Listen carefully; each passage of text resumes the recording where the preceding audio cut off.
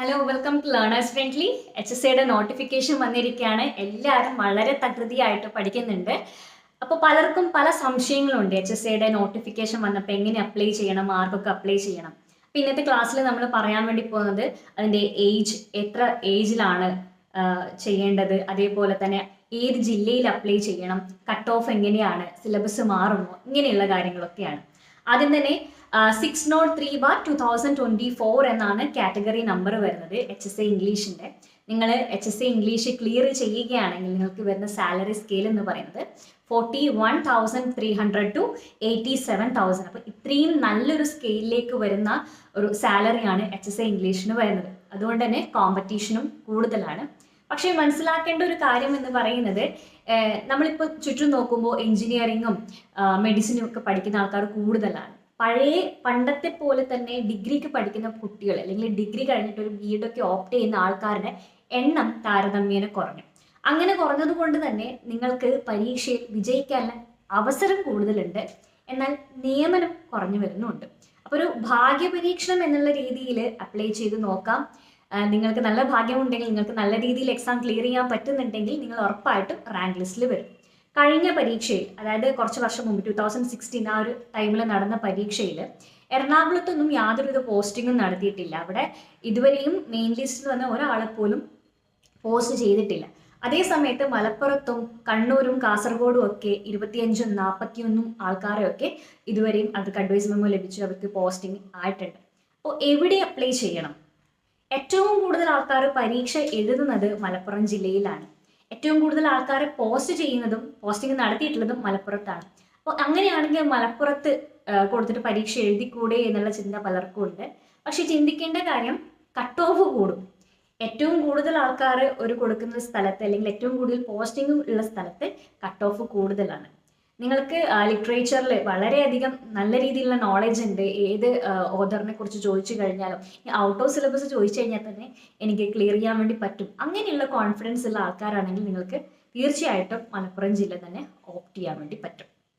അവിടെ ഇനി വരുന്ന പരീക്ഷകളിലാണെങ്കിലും വേക്കൻസിയുടെ എണ്ണം കൂടുതലാണ്. ഓക്കെ, അപ്പോൾ ഇനി നിങ്ങളുടെ ക്വാളിഫിക്കേഷൻ നോക്കാം. മെയിനായിട്ടും വരുന്നത് ഡിഗ്രി BEd ആണ്. ഡിഗ്രി BEd ഉള്ള ഒരാൾക്ക് സെറ്റോ കേട്ടറ്റ് കാറ്റഗറി 3 ഉണ്ടെങ്കിൽ HSCക്ക് അപ്ലൈ ചെയ്യാം. ഇനി അധിക ക്വാളിഫിക്കേഷൻ എന്ന് പറയുന്നത് നെറ്റും MEdും ആണ്. നിങ്ങൾക്ക് MEd ഉണ്ടെങ്കിൽ സെറ്റ് ഇല്ലെങ്കിൽ പോലും HSCക്ക് അപ്ലൈ ചെയ്യാൻ വേണ്ടി പറ്റും. ഇനി ഞാൻ BEdന് പഠിച്ചുകൊണ്ടിരിക്കുന്ന ഒരു വ്യക്തിയാണ്, ഞാൻ സെറ്റ് ക്ലിയർ ചെയ്തിട്ടുണ്ട്, എനിക്ക് അപ്ലൈ ചെയ്യാൻ പറ്റുമോ എന്ന് ചോദിച്ചു കഴിഞ്ഞാൽ പറ്റും. ഈ മാസം ലാസ്റ്റ് വരെയാണ് അപ്ലിക്കേഷൻ ഡേറ്റ് വരുന്നത്. അപ്പോൾ അതിനുള്ളിൽ BEd കംപ്ലീറ്റ് ചെയ്തിട്ടുള്ള ആൾക്കാർക്ക് മാത്രമേ അപ്ലൈ ചെയ്യാൻ വേണ്ടി പറ്റുള്ളൂ. ഇനി മറ്റൊരു സംശയമാണ്, ഞാൻ സെറ്റ് ക്ലിയർ ചെയ്തു, എനിക്ക് സർട്ടിഫിക്കറ്റ് കിട്ടിയിട്ടില്ല. BEd ഉണ്ട്, സെറ്റ് ഉണ്ട്, പക്ഷെ എനിക്ക് സർട്ടിഫിക്കറ്റ് കിട്ടിയിട്ടില്ല, അല്ലെങ്കിൽ കേട്ടറ്റ് കാറ്റഗറി 3യുടെ വെരിഫിക്കേഷൻ കഴിഞ്ഞിട്ടില്ല, ഞാൻ പാസ് ആയിട്ടുണ്ട്, എനിക്ക് അപ്ലൈ ചെയ്യാൻ വേണ്ടി പറ്റും.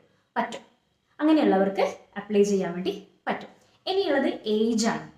PSCക്ക് നമ്മുടെ HSC ഇംഗ്ലീഷിന് HST ഇംഗ്ലീഷ് എന്നാണ് ഇപ്പോൾ പറയുന്നത്, ഞാൻ HSC എന്ന് പറയുന്നതേ ഉള്ളൂ. ജനറൽ കാറ്റഗറിക്ക് 40 വയസ്സാണ് പ്രായപരിധി. 2/1 നോക്കുന്നത്, അതായത് ജനുവരി മാസം 2-ാം തീയതിക്ക് ശേഷമുള്ള 1984 ശേഷമുള്ള ആർക്കും അപ്ലൈ ചെയ്യാൻ വേണ്ടി പറ്റും. 40 വയസ്സാണ് ജനറൽ കാറ്റഗറിക്ക് വരുന്നത്. OBCക്ക് 43 വയസ്സാണ് പ്രായപരിധി. SC/ST കാറ്റഗറിക്ക് 45 വയസ്സാണ് പ്രായപരിധി വരുന്നത്. ക്ലിയർ ആയി? ഇനി EWS എന്നുള്ളൊരു കാറ്റഗറി കൂടി വരുന്നുണ്ട്, ഇക്കണോമിക്കലി ബാക്ക്വേർഡ് ആയിട്ടുള്ള ആൾക്കാർക്ക് വേണ്ടിയിട്ടാണ്.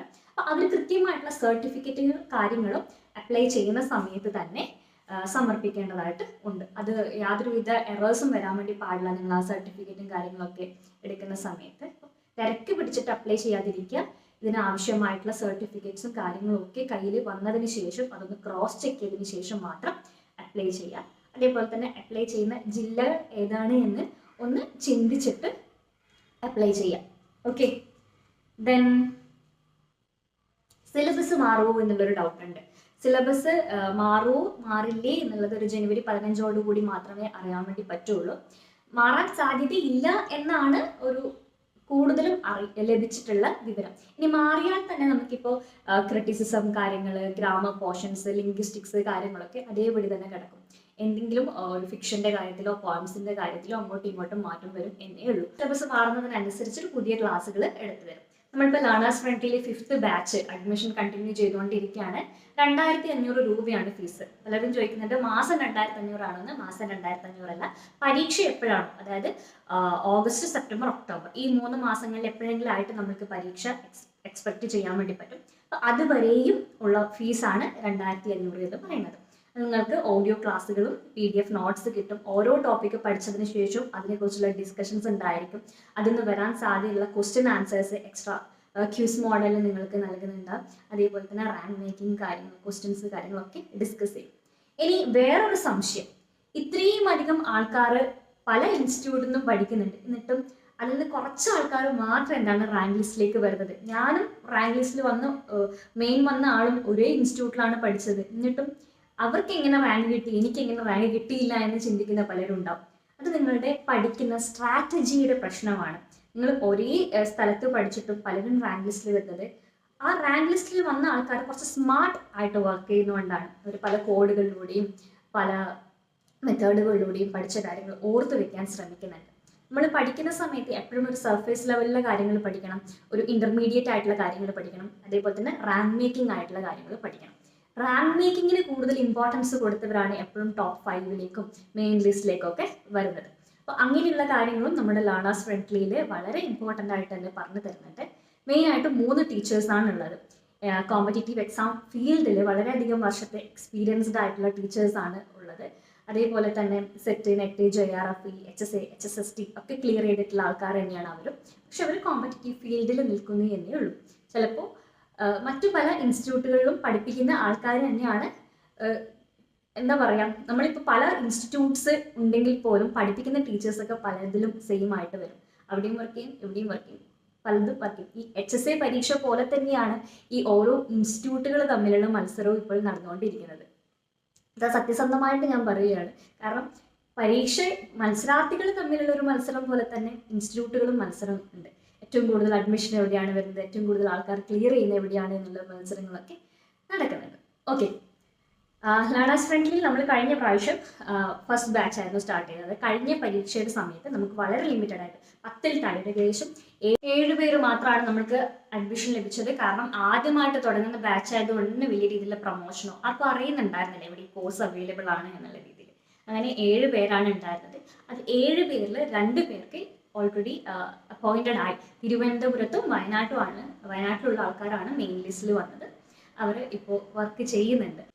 7 പേരിൽ നിന്ന് 2 പേര് മെയിൻ ലിസ്റ്റിലേക്ക് എത്തി എന്നുള്ളത് ഞങ്ങളെ സംബന്ധിച്ചിട്ട് വലിയൊരു കാര്യം തന്നെയാണ്. കാരണം 1000 സ്റ്റുഡൻസിന് 20 പേരോ അങ്ങനെയൊന്നും അല്ല പറഞ്ഞത്. 7 പേരേ ഉണ്ടായിരുന്നുള്ളൂ. അതിൽ 2 പേര് മെയിൻ ലിസ്റ്റിൽ വന്നിട്ടുണ്ട്, സപ്ലൈ ലിസ്റ്റിൽ വന്ന ആൾക്കാരും ഉണ്ട്. ഓക്കെ, ഇനിയിപ്പോൾ കഴിഞ്ഞ തവണ വന്ന പരീക്ഷയിൽ 649 വേക്കൻസിയാണ് റിപ്പോർട്ട് ചെയ്തത്. അതിൽ 170 പോസ്റ്റിംഗ് ആണ് ഏകദേശം നടത്തിയിട്ടുള്ളത്. ഇപ്പോൾ എറണാകുളത്ത് 0 പോസ്റ്റിംഗ് ആണ്, തിരുവനന്തപുരം വളരെ കുറച്ചാണ്, കൊല്ലത്ത് അങ്ങനെയൊക്കെ നടന്നിട്ടുള്ളൂ. അപ്പോൾ 2026 വരെയും കഴിഞ്ഞ പരീക്ഷയുടെ ലിസ്റ്റിൽ നിന്ന് അപ്പോയിൻമെൻറ്റ് നടത്തും. ഓക്കെ, അതിനുശേഷമാണ് ഇപ്പോൾ 2005 വിളിച്ചിട്ടുള്ള HSAയുടെ നിയമനങ്ങളും കാര്യങ്ങളും ഉണ്ടാകുന്നത്.